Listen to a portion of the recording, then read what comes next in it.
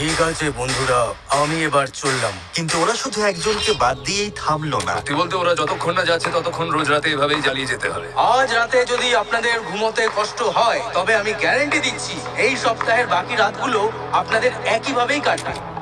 আমরা তো হার মানছি না, তাই সুযোগ থাকতে আপনারাই চলে যান। এই স্টোরে বসে থেকে আপনারা সময় নষ্ট করছেন শুধু। তবে আমি তো একটা বেকার লোক।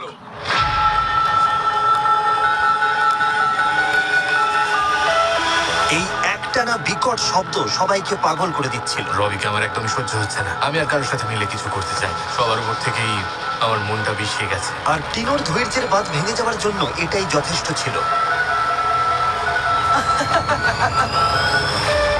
আর ও চলে যাওয়ার পর টিনোর বাদ পড়াটা ফোর্ট ফ্রিজিয়া ড্রিম টিমের মধ্যে একতা তৈরি করে দিল, যেটা একটা দারুণ বয়েজ ক্লাব হয়ে উঠলো। ফ্রিজি বয়েজ আর ড্রিম টিম একসঙ্গে আমরা যেটা আমার কাছে একটা দারুণ শক্তি বলে মনে হচ্ছিল। আমি $2.5 লাখ নিয়ে এখানে